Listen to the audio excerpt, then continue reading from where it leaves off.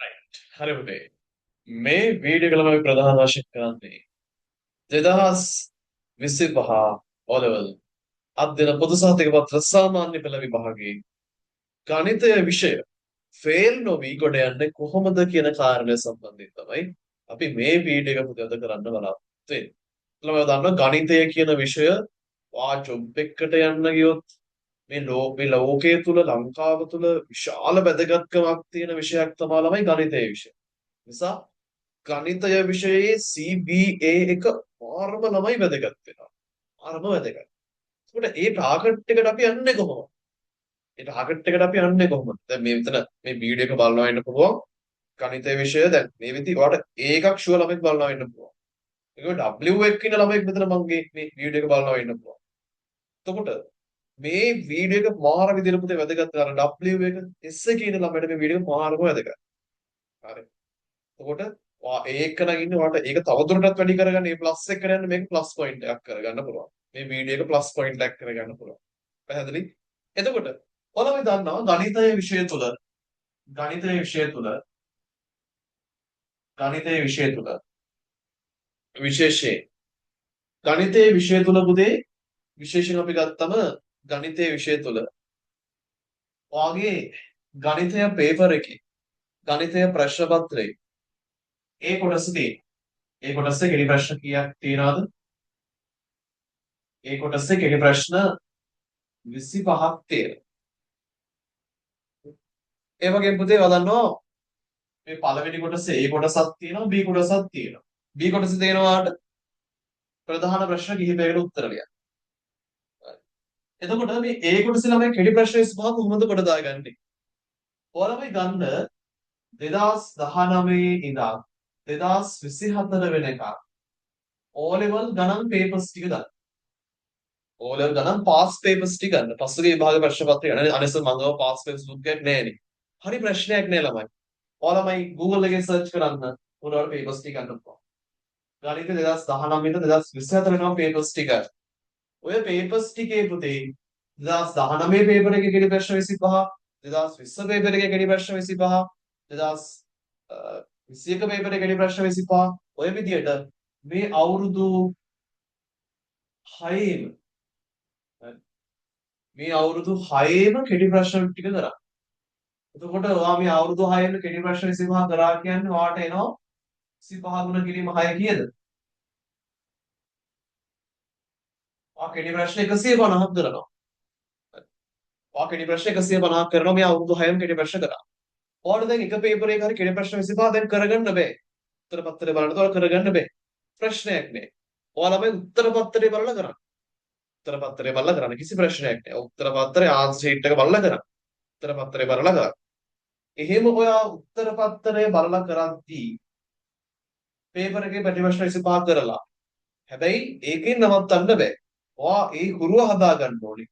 Answer sheet එක බලලා පිළිතුරු පත්‍රය බලලා ඔයාට ඒ ගණන් හදා ගන්න පුළුවන් කියලා try කරන්න. බලන්න. ඒ බලලා ඉවර වෙලා ළමයි ඔයාට ඒත්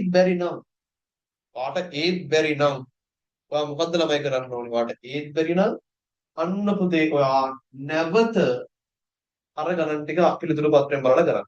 එහෙම කරලා හුරු වුණාට පස්සේ පුතේ ඔයා නැවත තනියම දැන් තනි පේපර් දැන් 2019 පේපර් නම් එහෙම ඔයාලට බැරි නම් තුන් වතාවක්වත් ඒ ගණන් 25 හදන්න ඕනේ. ඒක තමයි කැපකිරීමක් කරන්න ඕනේ. මේ කැපකිරීමක් කරොත් තමයි මේ මැට්‍රික් එක ප්ලේ කරන්න පුළුවන්. ඔයා ඒ ගණන් 25 නැවත හදන්න.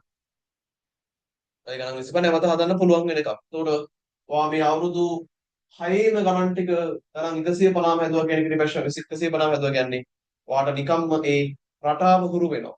ඒත් එක්ක ඔයාට හැකියාව ලැබෙනවා ඕන පේපර් එකකට කෙටි ප්‍රශ්න පිළිතුරු ලස්සව යන්න හැකියාව ලැබෙනවා. පැහැදිලි දුන්නා? කෙටි ප්‍රශ්න 25 කට දාගන්න විදි.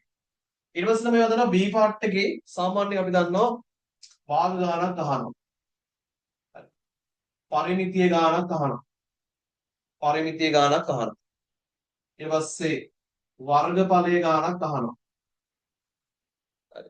ඊට පස්සේ වට්ටම් පොලි ඊනවන ශේෂ ක්‍රමය ඔය විදිහට ගානක් අහනවා. ලාභාංශ කොටස් ඔය විදිහට ගානක් අහනවා. සම්භාවිතාවෙන් අනිවාර්ය ප්‍රශ්නයක් අහනවා.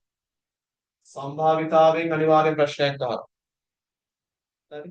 ඊට පස්සේ වට ප්‍රස්ථාන ප්‍රශ්නයක් අහනවා. ජාල රේඛය සමෝචිත සංඛ්‍යාත වක්‍රය අඳින්න එනවා. හරි එතකොට මේ කොටස් ටික වැඩි ફોකස් එකක් දුන්නොත් අර ඔය 15 මට්ටමකින් ලැබෙන ඔය මේක නම් ටිකද හදන්න. අර විදිහටම 2019 ඉඳන් 2024 වෙනකන් ගන්න පාස් පේපර්ස් ටික ඒ පාස් පේපර්ස් වල 2019 භාග ගන්න. 2020 භාග ගන්න. ඊට පස්සේ 2019 පරිමිතිය ගන්න. වර්ගඵලය ගන්න. වට්ටම් ගන්න. සම්භාවිතාවය ගන්න. වටප්‍රස්ථාර ගන්න. මේ ගණන් ටික වෙන වෙනම අරගෙන අර විදිහටම අවුරුදු 6ම පුතේ මේ භාග ගණන් ආපු ප්‍රශ්න 6ම පරිමිතියෙන් ආව ප්‍රශ්න 6ම වර්ගඵලයෙන් ආව ප්‍රශ්න 6ම වට්ටම් සම්බන්ධයෙන් කොටස් සම්බන්ධයෙන් ආව ප්‍රශ්න 6ම සම්භාවිතාවෙන් සම්බන්ධව ආව ප්‍රශ්න 6ම වටප්‍රස්ථාර සම්බන්ධව ආව ප්‍රශ්න 6ම නැවත නැවත පුතේ වා කරන්න. ඔයාලා ළමයි මේ පේපර්ස් නැවත නැවත කරන්න හුරු වෙනවත් එක්කම ඔයා මේ පේපර්ස් නැවත නැවත කරන්න පටන් ගැනීමත් එක්ක මොකද වෙන්නේ? මොකද වෙන්නේ? මේ ප්‍රශ්න නැවත නැවත කරන්න පටන් ගැනීමත් එක්ක මොකද වෙන්නේ? අවුරුදු 6ක මේ ගණන් ටික මේ ගණන් ටික ලේසියෙන් කොට දාන්න. භාග ගන්න, පරිමිතිය ගන්න, වර්ගඵලය, සම්භාවිත වටප්‍රස්ථාර ලේසියෙන් කොට දාගන්න පුළුවන් ගන්න. ඒ රටාව හුරු කරගන්න ඕන. ඔයාලට ගාන හදන්න බෑ කියලා හිතන්න. හරි. පිළිතුරු පත්‍රය ගන්න. පිළිතුරු පත්‍රය අරන් ගාන හදන්න එකපාර. හදලා තනියම නැවත හදන්න. ඕන අනිවාර්යෙන් ඔයාලට මේ ගණන් ටික කොට දාගන්න පුළුවන්. පැහැදිලි? හරි ලේසි ක්‍රමයක්. මේ ක්‍රමය තිබ්බනම් ආ ක්ලාසස් තියා මොනවත් ඕනේ නැලම මේ ටික කරලා ගියා නම් ඔයාලට අවමය 100කට යන්න පුළුවන්. අවමය 100කට යන්න පුළුවන්. B1 ඉන්න කෙනා ඒකට යන්න පුළුවන්. අද්දුරේ ප්‍රත්‍යක්ෂය නම් මේ ක්‍රමය. ඊට පස්සේ ඔන්න ෆස්ට් පාර්ට් එක කොට දාගන්න ඉන්නේ. ඊට පස්සේ මම දන්නවා සෙකන්ඩ් පාර්ට් එක තියෙනවා. හරිද? සෙකන්ඩ් පාර්ට් එක තියෙනවා. සෙකන්ඩ් පාර්ට් එකේ සාමාන්‍ය ප්‍රස්ථාර ගානක් හැමපාරම අහනවා. පොලිය ගානක් අහනවා. ඊට පස්සේ සමීකරණ ගානක් අහනවා. ඊට පස්සේ පන්ති ප්‍රාන්තර ගානක් අහනවා. පන්ති ප්‍රාන්තර ගානක් අහනවා. පන්ති ප්‍රාන්තර ගානක් අපි කියන සංඛ්‍යානේ. සංඛ්‍යානේ. පන්ති ප්‍රාන්තර ගානක් අහනවා. ඊට පස්සේ නිර්මාණ ගානක් අනිවාර්යෙන් අහනවා. කුලක ගානක් අනිවාර්යෙන් අහනවා. හරි. සමාන්තර ශ්‍රේණි ගුණෝත්තර ශ්‍රේණි සම්බන්ධයෙන් ප්‍රශ්නයක් අනිවාර්යෙන් අහනවා. සමාන්තර ගුණෝත්තර ශ්‍රේණි සම්බන්ධයෙන් ප්‍රශ්නයක් අනිවාර්යෙන්. මේ කොටස් ටික උඩ දාගන්න පුළුවන්. මේ කොටස් ටික අනිවාර්යෙන් ප්‍රශ්නයක් තමයි අහනවා එක්සෑම්. හරිද? එතකොට බලන්න මෙතන ප්‍රස්ථාර ගාන, පොලිය ගාන, සමීකරණ ගාන, පන්ති ප්‍රාන්තර ගාන, වගු ගහන්නේ, නිර්මාණ ගාන, කුලක ගාන, සමාන්තර ශ්‍රේණි ගුණෝත්තර ශ්‍රේණි මේ කියන ගණන් ටික මේ කාලය ඇතුළත හදාගත්තොත් අර විදිහම අවුරුදු 6ක අර ගාන හදනවා. අවුරුදු 6ක පොලිය ගාන හදනවා. අවුරුදු 6ක සමීකරණ ගාන හදනවා. අවුරුදු 6ක පන්ති ප්‍රාන්තර ගාන හදනවා. අවුරුදු 6ක නිර්මාණ ගාන හදනවා. අවුරුදු 6ක කුලක ගාන හදනවා. අවුරුදු 6ක සමාන්තර සහ ගුණෝත්තර ශ්‍රේණි ගාන හදනවා. එහෙම හැදුවට පස්සේ ළමයි අපිට පුළුවන්කම ලැබෙනවා. එහෙම හැදුවට පස්සේ අපිට පුළුවන්කම ලැබෙනවා. වාට ඒ රටාව හුරු වෙනවා. ඒ ගණන් හදන රටාව වාට හුරු වෙනවා. ඒ ගණන් හදන රටාව ළමයි වාට හුරු වුණාට පස්සේ අවුරුදු 6ක වෙන වෙන මේ ගණන් ටික හැදුවාට පස්සේ ළමයි වා එතනදී හිතන්න වාට ප්‍රස්ථාර ගණන් හදා ගන්න බෑ. කෙලිම පිළිතුරු පත්‍රය බලන්න. පිළිතුරු පත්‍රය බලලා වාට පුළුවන් පිළිතුරු පත්‍රය බලලා වාට පුළුවන් ඒ ගාන හදන්න. ඊට පස්සේ නැවත තනියම ගාන හදන්න හුරු වෙන්න. අවම මේ ගාන එක ගානක් තුන් පාරක්වත් හදන්න ඕනේ. ඒකට කැපකිරීමක් ළමයි කරන්න. කැපකිරීමක් කරලා එකපාර එක්සෑම් එකේ ගණන් වලින් ගොඩ දා ගන්න අවශ්‍ය නම් ගණිත ගොඩ දා ගන්න අවශ්‍ය නම් මේ වැඩි අනිවාර්යව කරේ ගන්න ඕනෙමයි ෆේල් නොවි ගොඩ යන්න නම්. හරි? එහෙනම් ප්‍රස්ථාර, පොලිය, සමීකරණ, පන්ති ප්‍රාන්තර, නිර්මාණ, කුලක, සමාන්තර ශ්‍රේණි, ගුණෝත්තර ශ්‍රේණි මේ ගණන් ටික ළමයි අනිවාර්යෙන් හදන්න. අර විදිහට අවුරුදු 6ක පාස් පේපර්ස් ටික තමයි තනි කරලා වැඩි යන්නේ. පාස් පේපර්ස් 2019 ඉඳන් 2024 වෙනකන් ඊට පස්සේ සිතා හදනවා. මේ භාග පරිමිතිය වර්ගඵලයේ වට්ටම් සම්භාවිතා ගණන් ටික හදනවා. සෙකන්ඩ් පාර්ට් එකේ ප්‍රාන්තර, ප්‍රස්ථාර, පොලිය, සමීකරණ, පන්ති ප්‍රාන්තර, නිර්මාණ, කුලක, සමාන්තර, ගුණෝත්තර ශ්‍රේණි ගණන් ටික හදන්න තියෙන්නේ. එච්චරයි තියෙන්නේ කරන්නවා. ඒ ටික ළමයිවා හරියට කරා කියන්නේ ලස්සනට මැච් එක ගන්න ලස්සන ඒ සාමාර්ථය වලට යන්න පුළුවන්.